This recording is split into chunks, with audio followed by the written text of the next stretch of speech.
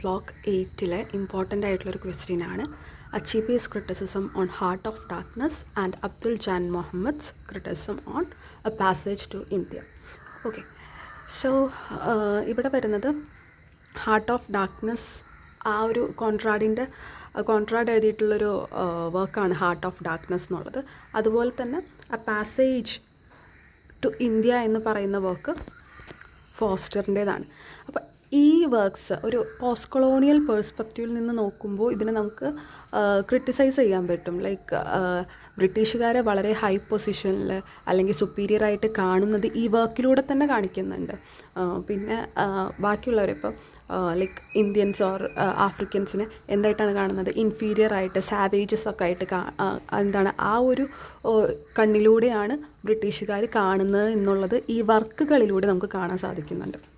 Okay, അപ്പോൾ question ഇങ്ങനെയും ചോദിക്കാം. പിന്നെ വേറൊരു ക്വസ്റ്റ്യൻ കണ്ടായിരുന്നു, അതും ആ ക്വസ്റ്റ്യൻ ചോദിച്ചാലും ഇത് തന്നെ റിലേറ്റ് ചെയ്തിട്ട് എഴുതാൻ പറ്റും.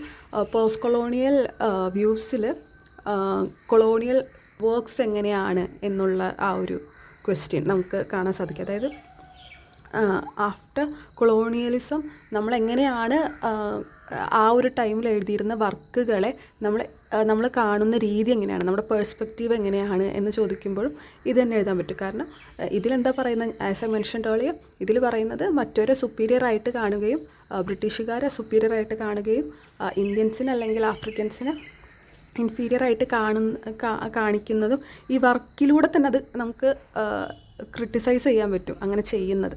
Okay, so now let's go through this works. ആദ്യം തന്നെ ഈ വർക്കിലെ കഥ എന്താണെന്നുള്ളത് അറിയണം.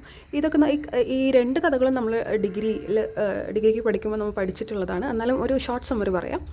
Okay, so first one is heart of darkness. Heart of darkness ആരുടേതാണ്? കോൺട്രാഡിൻ്റെതാണ്.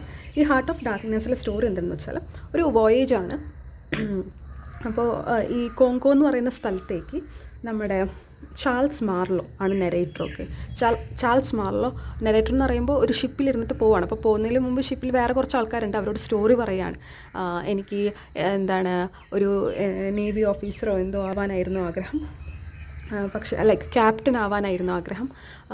എന്നിട്ട് ഞാൻ കഷ്ടപ്പാടുകൾക്ക് ശേഷം ഞാൻ ക്യാപ്റ്റനായി എന്നൊക്കെ ഉള്ളൊരു കാര്യം, ഒരു അപ്പോയിൻമെൻ്റൊക്കെ കിട്ടി, അങ്ങനെ ഞാൻ ക്യാപ്റ്റനായി എന്നുള്ള കാര്യമൊക്കെ കഥയൊക്കെ പറയാണ് ചാൾസ് മാർലോ. എന്നിട്ട് പറയാണ് ഞാൻ പോകുന്നത് കോങ്കോയിൽക്കാണ്. ഈ കോങ്കോ എന്ന് പറയുന്നത് ഹാർട്ട് ഓഫ് ആഫ്രിക്ക എന്നാണ് ശരിക്കും അറിയപ്പെടുന്നത്. ഇവിടെ ടൈറ്റിൽ തന്നെ നമുക്കൊരു ക്രിറ്റിസിസം നമുക്ക് ചെയ്യാം, ലൈക്ക് ക്രിട്ടിസൈസ് ചെയ്യാം. Like heart of Congo heart of Africa എന്ന് പറയുന്നതാണ് കോങ്കോ. അവിടെ അവർ ഇട്ടേക്കുന്ന ടൈറ്റിൽ എന്താണ്? കോൺട്രാഡ് യൂസ് ചെയ്തേക്കുന്ന ടൈറ്റിൽ ഹാർട്ട് ഓഫ് ഡാർക്ക്നെസ്, ഇരുട്ടിൻ്റെ ഹൃദയം അല്ലെങ്കിൽ സാവേജ് എന്നൊക്കെ ഉള്ളൊരു അർത്ഥമല്ലേ ഡാർക്ക്നെസ്സിന് വരുന്നത്. അപ്പോൾ അങ്ങനെ നമുക്ക് ടൈറ്റിൽ തന്നെ അത് നമ്മൾ ലൈക്ക് ആഫ്രിക്കക്കാർ എത്രമാത്രം താഴ്ന്ന രീതിയിലാണ് കാണുന്നതെന്നുള്ളത് മനസ്സിലാക്കാൻ സാധിക്കും. Okay, so come to the point. അങ്ങനെ ഞാൻ അപ്പോൾ ഇയാൾ പറയാണ്, നമ്മുടെ മാർലോ ഷിപ്പിലിരുന്നിട്ട് പറയാണ്, ഞാൻ കുർട്സ് എന്ന് പറയുന്ന ഒരാളെ കൊണ്ടുവരാൻ വേണ്ടിയിട്ടാണ് പോകുന്നത്. ആൾ ഈ കോങ്കോയിൽ പെട്ടിരിക്കുകയാണ് എന്ന് പറഞ്ഞിട്ടാണ് പോകുന്നത്. ഓക്കെ, പക്ഷേ പോണ വഴിക്ക് പല കാര്യങ്ങളും കാണുന്നുണ്ട്. ഈ യൂറോപ്യൻസ് ആഫ്രിക്കക്കാരെ കൊണ്ട് പണി ചെയ്യിപ്പിക്കുന്നത്, അങ്ങനത്തെ കുറേ കാര്യങ്ങൾ ആൾ കാണുന്നുണ്ട്. അതുപോലെ തന്നെ കുർട്സിൻ്റെ അവിടെ ചെല്ലുമ്പോൾ ശരിക്കും പറഞ്ഞാൽ കുർട്സ് ആരും പെടുത്തിയേക്കല്ല അല്ലെങ്കിൽ വിടാണ്ടിരിക്കുന്നതല്ല, കുർട്സ് സ്വന്തം പോവാതിരിക്കുന്നതാണ്. കുർട്സിന് ഈ നാട് ഇഷ്ടപ്പെട്ടു എന്നൊക്കെ ഉള്ള നിലയിൽ അങ്ങനെ ആൾക്കാരെ ആ ഒരു ഇതിലായി എന്നുള്ള രീതിയിൽ കുർട്സ് സ്വന്തം പോകാണ്ടിരിക്കുന്നതാണ്. അപ്പോൾ ഇവിടെ ലൈക്ക് ആൾ ഇത് ചെയ്യുന്നത് എന്താ പറയുക, നമ്മുടെ കോൺട്രാഡ് കാണിക്കുന്നത് ഇങ്ങനെയാണ്. ഈ കുർട്സ് അവിടെ ചെന്നിട്ട് ആ സാവേജസിൻ്റെ കൂടെ കൂടിയിട്ട് ലൈക്ക് കുർട്സ് ഒരു സാവേജായി മാറി. ആൾ ഇവരെ പോലെ തന്നെയാണ് നടക്കുന്നത്, ഒരു കൾച്ചർ ഇല്ലാണ്ട് നടക്കുന്ന രീതിയിൽ കാണിക്കുന്നതും നമുക്ക് കാണാൻ പറ്റും. അപ്പോൾ ഇവിടെ നമുക്ക് ക്രിട്ടിസൈസ് ചെയ്യാം. ഓക്കെ, കുർട്സ് ടേണിങ് ടു സാവേജ് എന്ന് പ്രത്യേകം എടുത്ത് പറയുന്നുണ്ട്. പിന്നെ എന്താ പറയുക, ഈ കുർട്സ് ഇയാളുടെ അടുത്ത് പറയുന്നുണ്ട്, ആരുടെ അടുത്ത്? നമ്മുടെ മാർലോൻ്റെ അടുത്ത് പറയുന്നുണ്ട്, ഇപ്പോൾ എൻ്റെ മാനേജർ അല്ലെങ്കിൽ നിൻ്റെ മാനേജർ അത്ര നല്ല ആളൊന്നുമല്ല എന്നൊക്കെ പറയുന്നുണ്ട്. എന്നിട്ട് കുറച്ച് ഡോക്യുമെൻറ്റ്സ് കൊടുക്കുന്നുണ്ട്. കുർട്സ് മരിക്കാറായി, അപ്പോൾ കുർട്സിൻ്റെ കയ്യിലുള്ള കുറച്ച് ഡോക്യുമെൻറ്റ്സ്, അപ്പോൾ അതിൽ കുർട്സിൻ്റെ ഫിയാൻസിക്കുള്ള ലെറ്റേഴ്സും കാര്യങ്ങളൊക്കെ ഉണ്ടാവും, ഫോട്ടോ ഒക്കെ ഉണ്ടാവും, അപ്പോൾ അതൊക്കെ കൊടുക്കുന്നുണ്ട്. അപ്പോൾ അങ്ങനെയാണ് ഈ സ്റ്റോറി പോകുന്നത്. പിന്നെ അതുപോലെ തന്നെ ഇതിൽ മാർലോ കാണുന്നുണ്ട് how Europeans കൊളനൈസേഴ്സ് European കൊളനൈസേഴ്സ് exploit and mistreat African people four Ivory.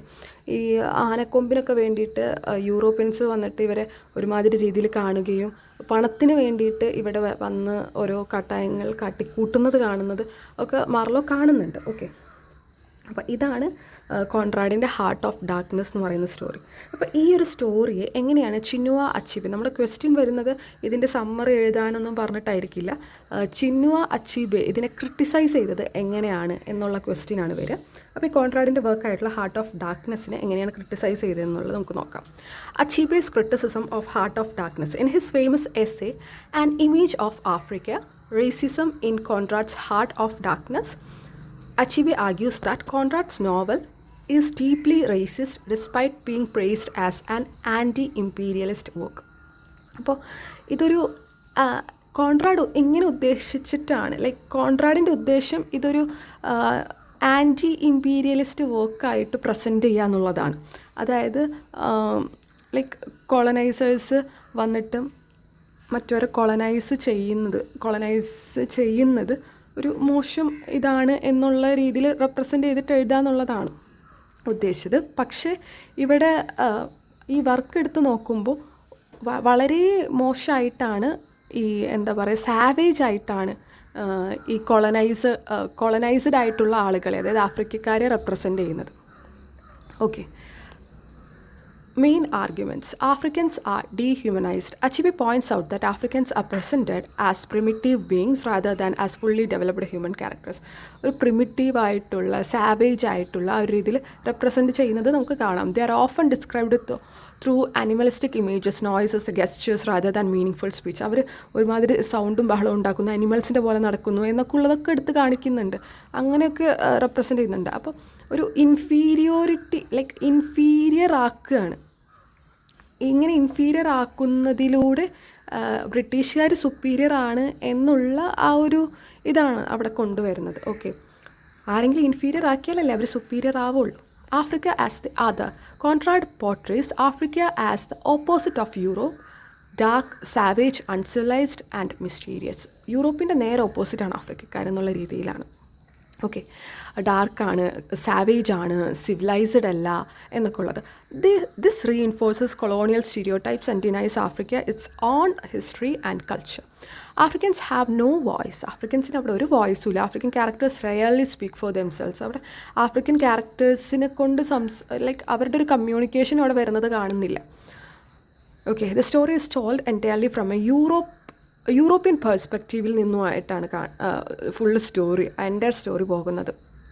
ഒരു സൈലൻറ്റ് ഒബ്ജക്ട്സ് ആയിട്ടാണ് അവർ കാണുന്നത്. അതുപോലെ തന്നെ കോൺറാഡ്സിൻ്റെ റേസിസം ഇതിൽ കാണാൻ സാധിക്കും. Achebe rejects the argument that Conrad was merely reflecting the attitudes of his time. He claims that the novel itself promotes racist assumptions and therefore Conrad cannot be excused. അപ്പോൾ ഇതിൽ എന്താണ്, റേസിസം ഒരു നോർമലായിട്ടായിരുന്നു കണ്ടിരുന്നത്, അതുകൊണ്ട് അത് കോൺറാഡ് എടുത്ത് പറയുന്നില്ല. Okay, conclusion of Achebe. According to Achebe, Heart of Darkness may criticize imperial exploitation, but it does so by sacrificing the humanity of Africans. Therefore, it remains a racist text despite its literary greatness. അപ്പോൾ ഇത് Conrad എഴുതിയിരിക്കുന്നത് ഇങ്ങനെ represent ചെയ്യാൻ വേണ്ടിയിട്ട് ആൾ ഉദ്ദേശിച്ചത് ഇതാണ്, ഈ text കൊണ്ട് ആൻറ്റി ഇമ്പീരിയലിസം കൊണ്ടുവരാനാണ്. ലൈക്ക് എന്താ പറയുക, കൊളനൈസ് ചെയ്യുന്നത് അത്ര നല്ലതല്ല എന്നുള്ള രീതിയിലാണ് ആൾ പ്രസൻറ്റ് ചെയ്യാൻ നോക്കിയത്. പക്ഷെ ആൾ അത് പ്രസൻറ്റ് ചെയ്യുമ്പോൾ ആ വർക്കിൽ തന്നെ വളരെ മോശമായിട്ട് ആഫ്രിക്കൻസിനെ കാണിക്കുന്നതും നമുക്ക് കാണാൻ സാധിക്കും.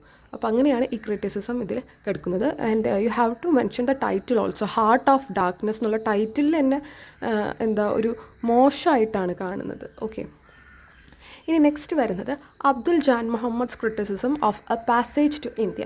ആദ്യം തന്നെ എ പാസേജ് ടു ഇന്ത്യ എന്ന് പറയുന്ന ഈ വർക്കിൻ്റെ സമ്മറി എന്താണെന്നുള്ളത് നമുക്കറിയണം. അപ്പോൾ അത് ഞാൻ ഷോർട്ടാക്കിയിട്ടൊന്ന് പറഞ്ഞുതരാം. ഓക്കെ, അപ്പോൾ ഈ ഫോസ്റ്ററിൻ്റെ സ്റ്റോറിയിൽ നമുക്ക് അസീസ് എന്ന് പറയുന്ന ഒരു ക്യാരക്ടറിനെ കാണാം. അസീസാണ് ഇതിൽ പ്രൊട്ടഗോണിസ്റ്റ്. അപ്പോൾ ഇതിൽ നമുക്ക് എന്താ പറയുക, അസീസ് എന്ന് പറയുന്നത് ഒരു ഇന്ത്യനാണ്, ഇന്ത്യൻ ആൾ ഡോക്ടറാണെന്ന് തോന്നുന്നു. പിന്നെ അഡേല എന്ന് പറയുന്ന ഒരു ലേഡി, അഡേല യൂറോപ്യനാണ്, ഇന്ത്യ കാണാൻ വേണ്ടിയിട്ട് മിസ്സസ് മോറിനായിട്ട് വരുന്നൊരു വ്യക്തിയാണ് അഡേല. അപ്പോൾ അടയിലെ മോറും കൂടി വരുമ്പോൾ അസീസിനായിട്ട് ലൈക്ക് നല്ല കൂട്ടാവുന്നതും ഫീൽഡിംഗ് വഴിയാണ് കൂട്ടാവുന്നത്. ഫീൽഡിംഗ് എന്ന് പറയുന്ന ഒരു ക്യാരക്ടറും യൂറോപ്യൻ തന്നെയാണ്. അസീസും ഫീൽഡിങ്ങും നല്ല ഫ്രണ്ട്സാണ്. അപ്പോൾ ആ ഒരു സംഭവം നമുക്കിവിടെ കാണാം. പിന്നെ അടേലനെ വേറെ ഒരു യൂറോപ്യൻ ആയിട്ടുള്ളൊരു ആളായിട്ട് കല്യാണം ഉറപ്പിച്ചിട്ടുണ്ട്.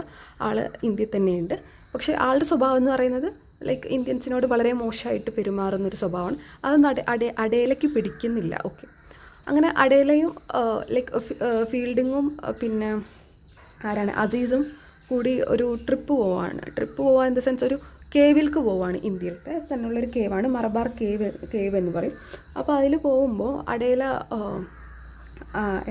അസീസിൻ്റെ അടുത്ത്, അസീസ് ഈസ് ഓൾറെഡി മാരീഡ്, അസീസിൻ്റെ അടുത്ത് ചോദിക്കുന്നുണ്ട് ഒരു വൈഫും കൂടെ ആവുന്നതിൽ പ്രശ്നമുണ്ടോ എന്ന് ചോദിക്കുന്നുണ്ട്. അപ്പോൾ അസീസ് ചൂടാവുന്നുണ്ട്. അങ്ങനെ അസീസ് ചൂടായിട്ട് ഇറങ്ങിപ്പോയിട്ട് പിന്നെ അസീസ് തിരിച്ചു വരുന്നുണ്ട്. അങ്ങനെ ചൂടാവേണ്ടിയിരുന്നില്ല എന്ന് വിചാരിച്ച് ഇറങ്ങി വരുന്നുണ്ട്. അപ്പോൾ അടേല ലൈക്ക് ബാഗും ഇതൊക്കെ എവിടെയൊക്കെ കിടക്കുക ചിന്നിച്ചിതറി കിടക്കുന്നത് കാണാം. പിന്നീട് അടേല കംപ്ലയിൻറ്റ് ചെയ്യുന്നത് ഇങ്ങനെയാണ്: Azeez tried to molest Har. അപ്പോൾ പിന്നത് കേസൊക്കെ ആയിട്ട് അടേല പോകുന്നുണ്ട്. അപ്പോൾ ഫീൽഡിങ്ങിനെയും അതുപോലെ തന്നെ അസീസും കൂടി ഒന്നിച്ച് പോണ സമയത്ത് അസീസിനെ പെട്ടെന്ന് ഒരു മുന്നറിയിപ്പും ഇല്ലാതെ അറസ്റ്റ് ചെയ്യുന്നത് കാണാം. ഇപ്പോൾ കാരണം എന്താണെന്ന് വെച്ചാൽ അടേല ഇങ്ങനെ ഒരു കേസ് കൊടുത്തിട്ടുള്ളത് കാരണമാണ്. പിന്നീട് അടേല തന്നെ കോർട്ടിൽ നിന്നിട്ട് പറയുന്നുണ്ട് അങ്ങനെയൊന്നും പിന്നെ ആലോചിച്ചപ്പോൾ അങ്ങനെയൊന്നും അസീസ് അവളെ മോളസ്റ്റ് ചെയ്യാനൊന്നും ശ്രമിച്ചിട്ടില്ല എന്നുള്ളത്. അപ്പോൾ അടേലയ്ക്ക് തോട്ട് വന്നതാണ് like Aziz tried to molest her. കാരണം അസീസ് ഈസ് എ ഒരു ഇന്ത്യൻ ആയതുകൊണ്ട് അസീസ് തന്നെ ആയിരിക്കും അത് ചെയ്തിട്ടുണ്ടാവുക. ലൈക്ക് നമുക്ക് മിക്കവർക്കും ഒരു ഇതുണ്ട്. ഇപ്പോൾ ഒരു മോഷണം പോയാൽ അല്ലെങ്കിൽ എന്തെങ്കിലും പ്രശ്നം ഉണ്ടാകുമ്പോൾ ഫസ്റ്റ് തന്നെ വിരൽ ചൂണ്ട എപ്പോഴും ഇൻഫീരിയർ ആയിട്ടുള്ള ആൾക്കാരായിരിക്കും. ഓക്കെ, ഞാൻ എടുത്തു പറയുന്നില്ല ലൈക്ക് ബംഗാൾസ് ലൈക്ക് അങ്ങനെ അവരായിരിക്കും ഇത് ചെയ്തിട്ടുണ്ടാവുക എന്നുള്ളൊരു thought is like I think it's universal. അപ്പോൾ ആ ഒരു തോട്ട് ലൈക്ക് ഇവിടെയും കാണാം. അസീസ് ഒരു ഇന്ത്യൻ ആയതുകൊണ്ടാണ് അടേല അസീസിനെ തന്നെ പറഞ്ഞത്. ഓക്കെ, അപ്പോൾ ആ ഒരു കാര്യം ഇവിടെ കാണാൻ പറ്റും. പിന്നെ വേറൊരു കാര്യം എന്ന് പറയുന്നത് ലൈക്ക് ഈ കേവിനെ റെപ്രസെൻറ്റ് ചെയ്തിട്ടുള്ളതാണ്. ഈ കേവ് മലബാർ കേവ് എന്ന് പറയുന്നത് വളരെ സ്പിരിച്വൽ ആയിട്ടുള്ള എന്താ പറയുക മിസ്റ്റീരിയസ് ആയിട്ടുള്ള കൺഫ്യൂസിങ് ആയിട്ടുള്ള ഒരു കേവായിട്ടാണ് ഇവിടെ പ്രസൻറ്റ് ചെയ്യുന്നത്.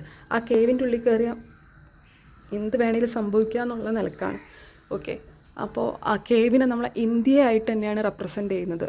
ഓക്കെ, പിന്നെ നമുക്ക് കാണാൻ സാധിക്കുന്നത് അസീസിൻ്റെ ഫീൽഡിങ്ങിൻ്റെ ഫ്രണ്ട്ഷിപ്പാണ്.